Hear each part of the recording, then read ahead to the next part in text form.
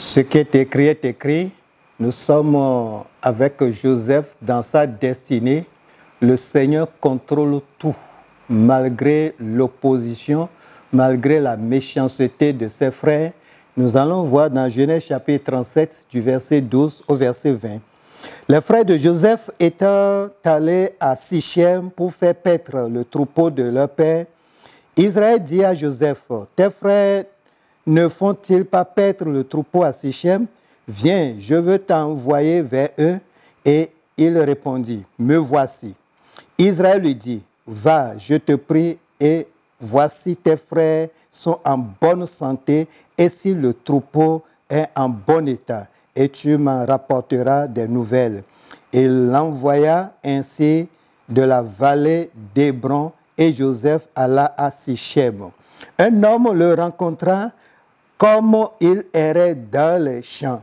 Il le questionna en disant, « Que cherches-tu » Joseph répondit, « Je cherche mes frères. Dis-moi, je te prie, où ils font paître leur troupeau. » Et l'homme dit, « Ils sont partis d'ici car je les ai entendus dire, allons à Dothan. » Joseph alla après ses frères et il les trouva à Dothan.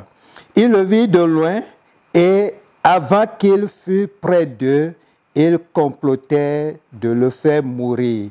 Ils se dirent l'un à l'autre, « Voici le faiseur de songes qui arrive. Maintenant, venez, tuons-le et jetons-le dans une des citernes. Nous dirons qu'une bête féroce l'a dévoré et nous verrons ce que deviendront ces songes. » Amen. Ce qui est écrit, quels que soient les complots. Nous allons voir à travers ce passage la naïveté de Joseph et la méchanceté de ses frères. Joseph est naïf et je prie pour tous ceux qui sont naïfs, qui n'arrivent pas à discerner, qui n'arrivent pas à percevoir le danger qui les guette. Ils ont un cœur simple, ils sont amour. Et quand ils voient une personne, ils pensent que tel qu'ils conçoivent la personne, c'est ainsi que ça se présente. Joseph pouvait dire à son père, déjà, mes frères ne m'aiment pas et ils sont au champ. Tu m'envoies vers eux, je suis seul pour aller vers eux. Est-ce que je ne risque pas un danger? Il pouvait s'opposer. Mais à cause de sa naïveté, il les a pris comme frères. Mais eux, ils ne prennent pas Joseph comme leur frère. Il a dit, Père, j'irai vers eux. J'irai pour prendre de leurs nouvelles et revenir vers toi. Il est prêt à se donner pour ses frères. Et c'est ainsi qu'il s'est mis en route. Il a commencé par les chercher. Grâce à Dieu, quelqu'un l'a orienté et il est parti pour les trouver. Mais de loin, quand les frères l'ont vu, ils ont dit, voilà le faiseur de songes, l'expert en songes, c'est lui qui a rêvé, il va gouverner, il va régner. Nous allons le mettre dans une citerne. Et nous allons voir ce que ces rêves-là vont devenir. Voilà ce qu'ils ont comploté avant que Joseph n'arrive. Tout naïf, il est venu. Ah, mon père m'a envoyé pour voir comment vous vous portez et le troupeau, comment le troupeau se porte.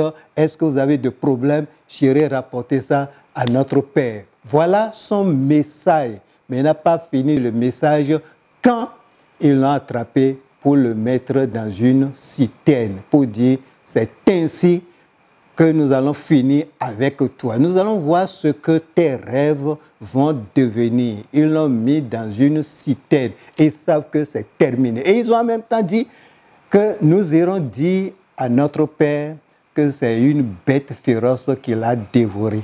Ils ont pris sa tunique de plusieurs couleurs. Ils vont tuer un animal et prendre son sang et asperger la tunique et aller montrer à leur Père que c'est ce que Joseph est devenu. Ça, c'est la méchanceté de l'homme, des frères, de même père. Voilà ce qu'ils font. Voilà comment ils se comportent devant leur petit frère, qui est Joseph. Alors, nous prions pour tous ceux qui font face à la méchanceté de l'homme, le plan de destruction, le plan de meurtre, le plan d'envoûtement qui est fait contre toi, que Dieu le renverse.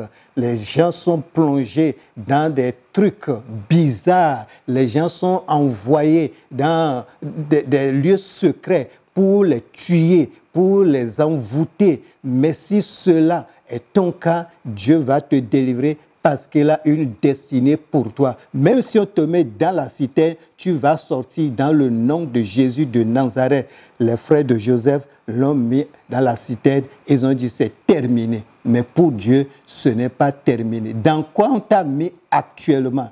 Dans une situation de maladie, dans une situation d'envoûtement, dans une situation où tu ne peux plus sortir la tête, le Seigneur qui t'a créé, qui a une destinée pour toi, Dieu va te faire sortir et son plan doit s'accomplir dans ta vie, dans le nom de Jésus. Seigneur, tu bénis ce frère, tu bénis cette sœur qui a une destinée et qui est naïf. Il ne connaît pas le complot qui se fait derrière lui. Il est naïf, il est avec tout le monde, il rit avec tout le monde, mais les gens font des complots contre lui. Ces complots ne vont pas marcher, ces complots ne vont pas réussir. Au nom puissant de Jésus, si c'est toi qui l'as destiné à être ce qu'il doit être, rien ne peut empêcher ton plan de s'accomplir dans sa vie. Qu'il en soit ainsi au nom de Jésus-Christ. Amen.